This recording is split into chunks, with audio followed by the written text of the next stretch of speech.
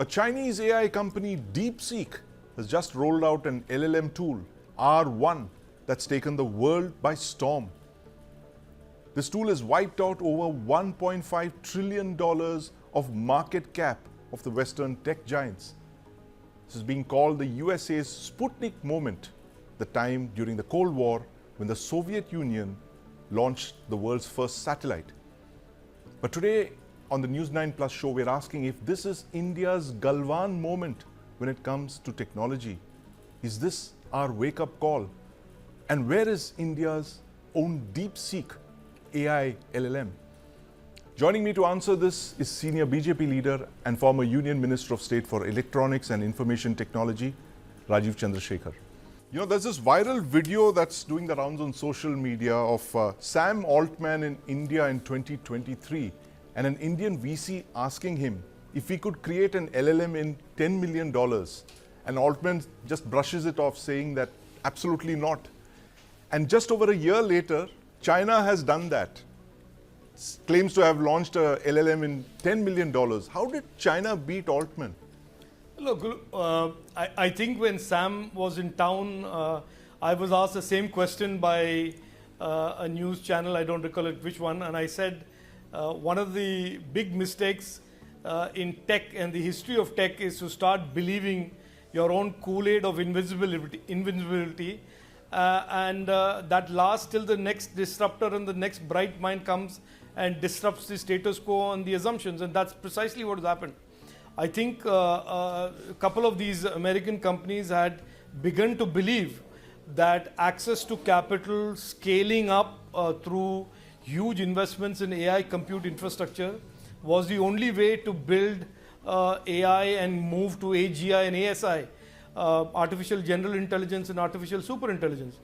And it took a young group of innovators who've engineered incredibly powerful algorithms, used high quality data and trained their models very, very creatively to demonstrate that finally it is not just about capital expenditure or the dollars that you throw at the problem. It is also about the brain power and innovation that you apply to it. And this is played out, by the way, in the history of technology repeatedly, that you have people disappointed by the disruptors. People disappointed by the disruptors, but you fully expected it, because just last week you told me, just before Trump was sworn in, that how China had embarked on a course to dominate and control technology, and the US had only woken up now. There's a full-on tech war between the US and China. But the question is that when will India get its own DeepSeek? Look, part of the problem in India also has been that there have been very powerful people in the technology ecosystem in this country who have for many, many months pushed forward this thesis that India should not build large language models because it's too expensive, and that we should only focus on applications. And you know, we have constantly been arguing, at least some of us have been, and I've written about this extensively in newspapers as well, that there is an opportunity because the history of technology shows that the price of compute always comes down, and there are always going to be more and more innovative ways to use compute infrastructure. That is what the history of compute does. So I am very confident, Sandeep, that in our country there is already a large talent pool of AI practitioners. There are startups that are already in the AI space. And when the government of India's India AI policy and vision starts getting rolled out, especially with GPU capacities being built in the country, that we will be in this battlefield that is currently being duked out between the Americans and the Chinese. I think this is early days, and I'm extremely confident that in the coming months, if not years, if not months, that we will have Indian startups also demonstrating how they want to upend and disrupt the AI, the progress that AI is making. So we are not there yet, but like I said, this is broadly early days for the entire world, and I'm confident, I'm very bullish. So if I was a betting man, I'd bet on India being there in this battlefield pretty soon. Absolutely. In fact, that one point that you made about India Inc. not investing in creating LLMs and being happy with applications. You know, you're an engineer yourself, a computer engineer. You've been an entrepreneur at the forefront of ICT before you were a minister.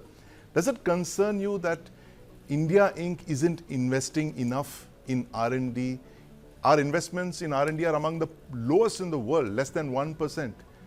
Forget, creating LLMs. We're not even creating the very basic infrastructure that's required for these kind of LLMs. Look, Sandeep, there are, for India today as a country and for youngsters in India, technology means two types of opportunities. One is the traditional IT, ITES, where we've built these, beautiful big companies, Wipro, Infosys, TCS. They are essentially doing software development, software engineering work in the IT, ITES space. The real opportunities in the coming years are in deep tech, in artificial intelligence, in semiconductors, in quantum computing, in the electronic systems for the future, next generation compute. Now, these are areas in which none of these Indian large giants have really had any meaningful footprint, presence, or indeed interest or inclination. And so you've seen the last wave of startups came from first generation entrepreneurs in the internet and D2C space. And so I am banking on not the big Indian companies doing very much about AI, original AI work or original semiconductor work, but it will be this next wave. I've called it the next wave, the second wave of Indian youngsters and Indian startups that will propel India into this deep tech space. There is no need for us to be disappointed that India Inc. is not in this, because they are dealing with a totally different part of the technology ecosystem, which is information technology and information technology enabled services, which is a very different business. Different types of skill sets and talents are required. You need volumes of people, volumes of headcount and engineers. But in deep tech, where real innovation, real intellectual property, real products, real devices, real platforms are being built that are cutting edge, you need a very different temperament, really different types of skills and talent.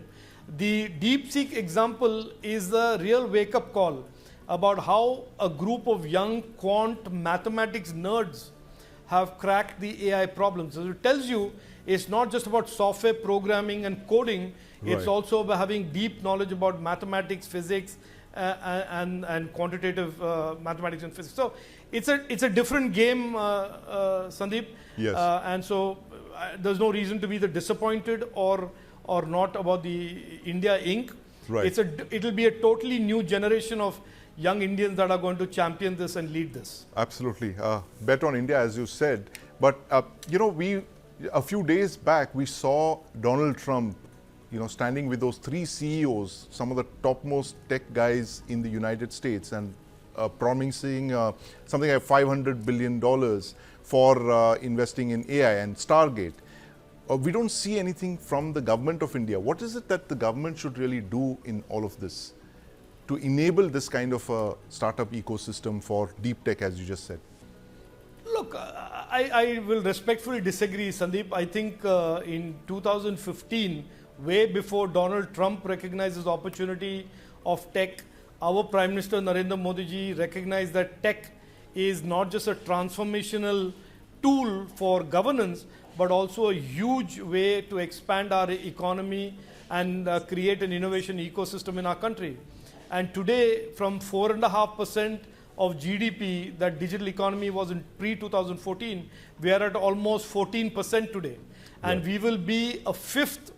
The digital and innovation economy will be 1/5, that is 20% of the GDP by 2026, 27. So there is, I actually would like to humbly submit that actually countries like the US are following the lead that India has taken in doubling down and getting fully invested in the digital economy and innovation as the way to progress and create opportunities for our youngsters and to grow our economy. So we've shown the way to the world. Yes, in the area of AI, we are behind India, US and China, but I wouldn't bet on us staying there for too long. I think our young Indians and young practitioners are going to keep plant the India flag in the AI battlefield fairly soon, very rapidly. Yes, Indian entrepreneurs planting the flag on the AI battlefield very shortly. But Mr. Chandrasekhar, there have been a lot of concerns with Chinese technology platforms. TikTok, for instance, is just a social media platform. There seems to be a trust deficit when it comes to China and tech. And of course, this has been flagged in the case of DeepSeek as well. Do you see a opportunity here for India to kind of step in? Because I'm sure we don't have the same kind of trust deficit that China faces. No, the trust deficit that China faces is completely deserved. They've earned it with a lot of hard work. They brought it upon themselves by data harvesting without consent for many years and building profiles of citizens from across the world.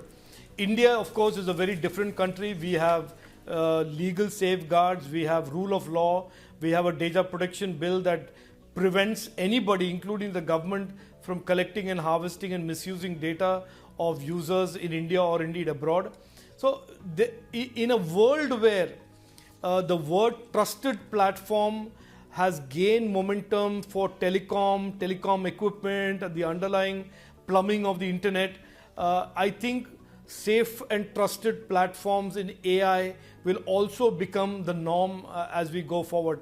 Our Prime Minister has already made that case that trusted systems is the only thing that we will allow on the Indian internet, and that has been echoed by many countries including UK and US, where they have essentially ripped out untrusted vendors from their telecom and internet networks.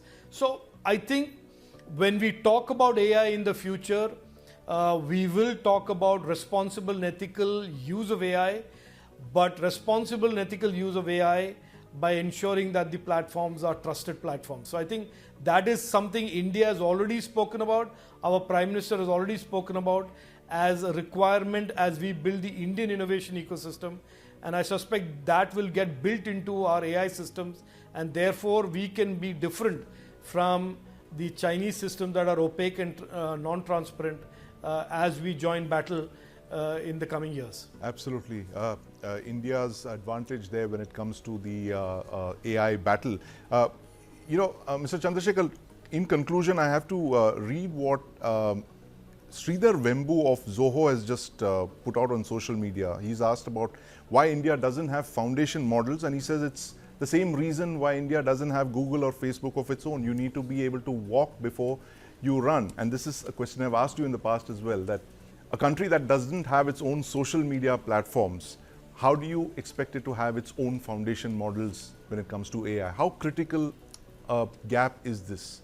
Look, Sandeep, there is a long answer to this and there's a short answer. Obviously, I can't give you the long answer, but let me try the short answer. Look, the social media phenomenon that emerged in the 2005-2006 time frame is something that countries all around the world missed and did not regulate because they mistook it for innovation. And these platforms themselves played the part of being innovators and tried to escape regulation. But that is done, dusted, and it is a problem that we have all inherited, governments of the world have inherited.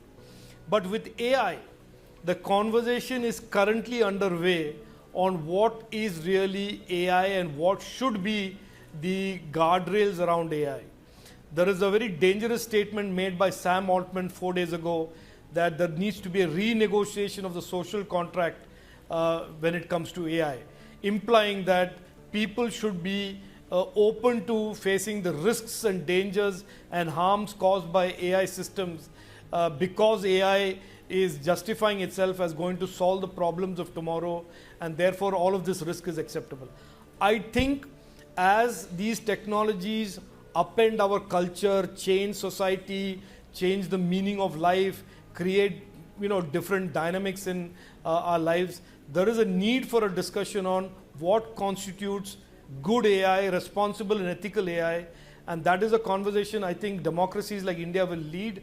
And our Prime Minister has already said that technology must be inclusive, technology should not be exclusive, and that technology must transform and help people's lives rather than create harm or exclusion to people. So I think our approach to tech is going to be very meaningful as the world debates the future of AI and what the guardrails of AI should be. I understand the Prime Minister is traveling to the France AI Summit. Yes. And I think our views will be amplified to the world that we want AI, but we want AI that is responsible and ethically used. Absolutely. So that's Rajiv Chandrasekhar there on betting big on India and India planting the flag on the AI battlefield. Thank you very much for joining us and for your time, Rajiv Chandrasekhar. Thank you.